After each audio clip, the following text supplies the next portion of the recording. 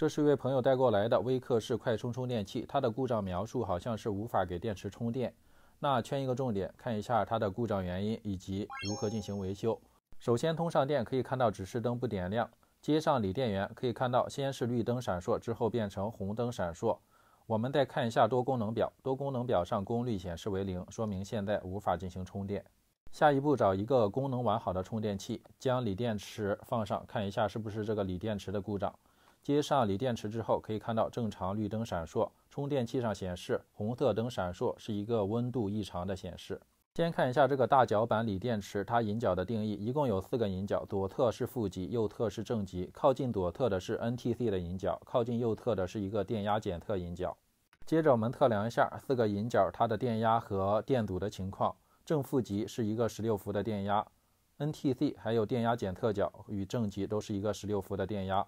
电源的负极与 NTC 这个检测引脚，它的电阻值是13千欧左右，与电压检测引脚电阻值是20千欧左右。我们测量这个 NTC 的电阻，同时用一个热风枪给这个电源加热，可以看到它的电阻迅速下降当中，说明这个是 NTC 检测引脚是没有问题的。既然这个充电器充电的时候红灯闪烁，那说明它温度检测这个回路有故障，所以说我们需要检测一下这个回路它的电阻，看看是否正常。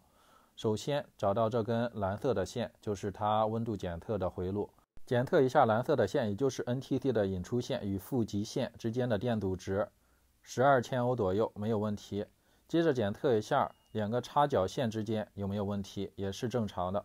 那这个充电器温度检测回路的故障应该是在主电路板上。这个焊点进来之后，经过了几个电阻，第一个电阻上面描述的是1002，第二个电阻好像是无法看到它的标识。第一个电阻是10千欧，没有问题，第二个电阻没有标识，堵值无穷大，有故障。接着看这个回路，往左经过了一个3极管，3极管回来之后经过了一个没用的空端点，这个应该是不使用的。往右又经过了2个电阻，看一下这2颗电阻的堵值是否正常。第一颗电阻17千欧左右，第二颗电阻9千欧左右，都是正常的。接着继续检查一下这2个回路，看看它们后面有没有什么元件。经过检查发现，这2个回路连接到了这个20角芯片，它的13和14角，所以说中间的几个元件只有几个电阻而已。通过手机查看一下这个20角的芯片，资料中显示它的13、14角是一个 I/O 输入角，具体没有数值，是根据用户自己定义的，所以我们无法通过芯片的资料确定这个回路上它的电阻的堵值。而测量的时候这个电阻已经损坏了，接下来我们先将它更换一下。观察发现它上面的标识已经脱落了，无法看到它的完整的标识电阻值，无法查看电阻的阻值，这可怎么办？我决定参照一下它周边常用的电阻。电阻拆下来之后，我们再测量一下，电阻值依旧是无穷大，呈开路的状态。